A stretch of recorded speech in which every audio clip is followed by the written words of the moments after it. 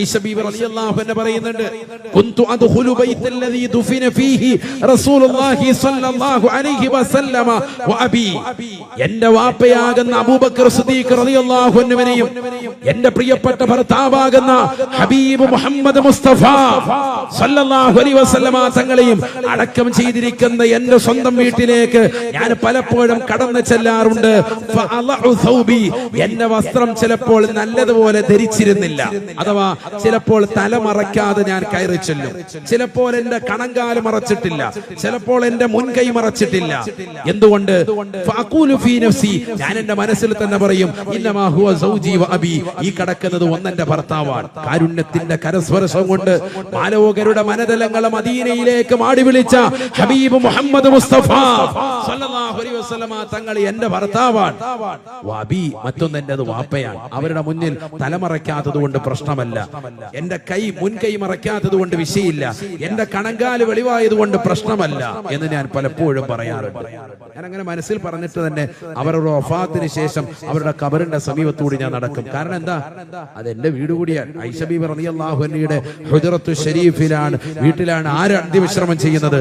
ഹബീബ് മുഹമ്മദ് മുസ്തഫ സല്ലല്ലാഹു അലൈഹി വസല്ലം തങ്ങളും പ്രിയപ്പെട്ട പിതാവായ ഒന്നാം ഖലീഫയായ അബൂബക്കർ സിദ്ദീഖ് റളിയല്ലാഹു അൻഹു. ഫലമ്മാ ദുഫിന ഉമറു മഅഹും, കിസ്റയുടെയും കൈസറുടെയും കോട്ടകത്തകങ്ങളെ കിടുകിടാ വിറപ്പിച്ചതായ മഹാനായ ഉമർ ബിൻ ഖത്താബ് റളിയല്ലാഹു അൻഹുവിനെ അവരുടെ ചാരത്തേക്ക് കൊണ്ടുവന്ന് അടക്കിയതിന് ശേഷം എനിക്ക് അന്യനായ ഉമർ സ്വഹാബിയാണ്, രണ്ടാം ഖലീഫയാണ്, അബൂ ലുഅലുഅത്തിന്റെ കുത്തേറ്റുകൊണ്ട് സുഖമില്ലാതെ കിടക്കുന്നതായ ഉമർ റളിയല്ലാഹു അൻഹു തന്റെ പ്രിയപ്പെട്ടതാകുന്ന മക്കളെ പറഞ്ഞു വിടുകയാണ്.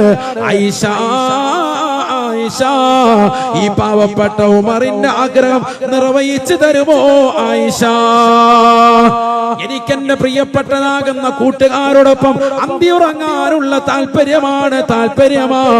ആയിഷ സമ്മതിച്ചാൽ എന്നെ അവിടെ കടക്കണേ പ്രിയപ്പെട്ട മക്കളെ, ഇല്ലെങ്കിൽ എന്നെ കൊണ്ടുപോയി ജന്നത്തുൽ ബഖീൽ വറക്കത്തിൽ അടക്കണേ എന്ന് മഹാനായ ഉമർ ബിൻ ഖത്താബ് റളിയല്ലാഹു അൻഹു ശത്രുവിന്റെ കുത്തേറ്റുകൊണ്ട് സുഖമില്ലാതെ കിടക്കുന്ന ഉമർ റളിയല്ലാഹു അൻഹു പൊന്നുമക്കള് ഓടുകയാണ്. ആയിഷ ബീബി റളിയല്ലാഹു അൻഹ പറയുകയാണ്, ആ സമയത്ത് ഞാൻ എനിക്ക് വേണ്ടി കരുതി വെച്ചിരുന്നതായ മഖാമാണ്, പക്ഷേ ഉമർ റളിയല്ലാഹു അൻഹു ചോദിച്ചപ്പോ ഞാൻ അദ്ദേഹത്തിന് വേണ്ടി കൊടുത്തുപോയി. ബഹുമാനപ്പെട്ട ഉമർ റളിയല്ലാഹു അൻഹുവിനെ കൊണ്ടുവന്ന് അടക്കുകയാണ്. എവിടെയാണ് അടക്കിയത്? എന്റെ സ്വന്തം വീട്ടിലാണ്. എന്റെ ഭർത്താവ് അടുത്തുണ്ട്, എന്റെ പ്രിയപ്പെട്ട ഉപ്പയുടെ ചാരത്താണ്. ഫലമ്മാ ദുഫിന ഉമറു, ഉമർ റളിയല്ലാഹു അൻഹുവിനെ അവരുടെ ചാരത്തേക്ക് അടക്കിയതിന് ശേഷം ഫവല്ലാഹി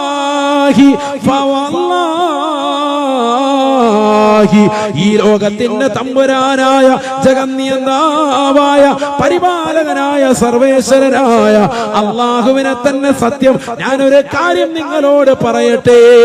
ആയിഷ ബീബി റളിയല്ലാഹു അൻഹ പറയുകയാണ്, മാ ദഖൽതു അലൈഹിം ഇല്ലാ വഅന മസ്തൂദതൻ അലയ്യ ഫിയാബി,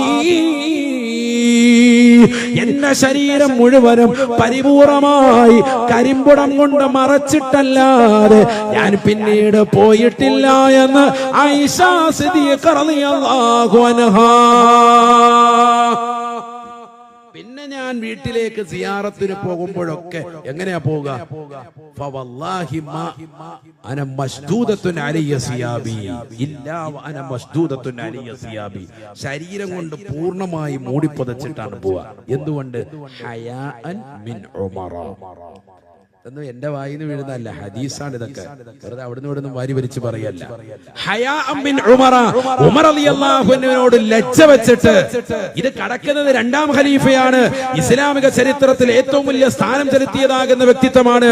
ഈ മനുഷ്യൻ ഒരു വഴിയിലൂടെ പ്രവേശിച്ചാൽ അതിന്റെ മറുതലക്കിൽ നിന്ന് പിശാച് അദ്ദേഹത്തെ കണ്ടാൽ പിശാച് ആ വഴിയിലൂടെ തിരിച്ചോടുമെന്ന് പ്രവാചകർ വരെ പറഞ്ഞ ബഹുമാനപ്പെട്ടതാകുന്ന ഉമർ ബിൻ ഖത്താബ് റളിയല്ലാഹു അൻഹുവിനെ കൊണ്ടുവന്ന് അടക്കിയതിനു ശേഷം സ്വഹാബിയാണ്, കാര്യം ശരിയാണ്. പക്ഷേ എനിക്ക് അന്യരാണ്.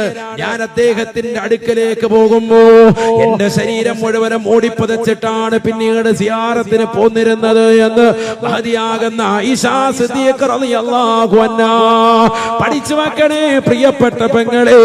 സ്നേഹത്തോടുകൂടി കുമ്മനവസാദ് ഓർമ്മപ്പെടുത്തുകയാണ്. ഈ ഇരിക്കുന്ന സയ്യിദന്മാരെ ഉലമാക്കളെ സാക്ഷി നിർത്തി പറയട്ടെ, നമ്മുടെ സിയാറത്തുകൾ സംശുദ്ധമാകണം, പരിപൂർണമായ ഔറത്ത് മറച്ചുകൊണ്ടാകണേ. പരസ്ത്രീകളുമായിട്ട് പരപുരുഷന്മാരുടെ കൂടിക്കലർന്നുകൊണ്ടുള്ള സിയാറത്ത് യാത്ര, അത്തരത്തിലുള്ളതാകുന്ന കൂടിക്കാഴ്ചകൾ ഇസ്ലാമിൽ അനുവദനീയമല്ല. ഇത് ഇന്ന് പറയുന്ന പ്രസ്താവനയല്ല. ഇത് 1400 വർഷം മുമ്പ് പ്രവാചകർ പഠിപ്പിച്ചതാണ്, സഹാബത്ത് വ്യക്തമാക്കിയതാണ്, താബീകൾ അഇമ്മത്തുകൾ കോറിയിട്ട വചനങ്ങളാണ്. അതുകൊണ്ട് അന്യരാകുന്ന പരസ്ത്രീകളുമായിട്ടുള്ള സംസാരങ്ങൾ, അവരുമായിട്ടുള്ള കൂടിക്കാഴ്ചകൾ, അവരുമായി കൂടിക്കലർന്നുകൊണ്ടുള്ള വർത്തമാനങ്ങൾ, അന്യരാകുന്ന പരപുരുഷന്റെ മുന്നിൽ നഗ്നത മറയ്ക്കാതെയുള്ളതാകുന്ന നൃത്തങ്ങൾ, പെങ്ങളെ ശ്രദ്ധിക്കണേ, ശ്രദ്ധിക്കണേ. മരണപ്പെട്ട ഖബറിൽ കിടക്കുന്നതായ ഉമർ റളിയല്ലാഹു അൻഹു മുന്നിൽ പോലും ശരീരത്തിന്റെ നഗ്നതകൾ പരിപൂർണമായി മറച്ചു പിടിച്ചുകൊണ്ട് വന്നതായ മഹിളയായ ആയിഷ സിദ്ദീഖ റളിയല്ലാഹു അൻഹയല്ലേ സ്വർഗീയ സ്ത്രീകളുടെ നേതൃത്വമല്ലേ? അവരിലേക്കല്ലേ പെങ്ങളെ നമുക്ക് പോകേണ്ടത്? ആഖിറത്തെ ലക്ഷ്യം വെച്ചുകൊണ്ട് ജീവിക്കണേ, പരലോകത്തെ കരുതിക്കൊണ്ട് ജീവിക്കണേ.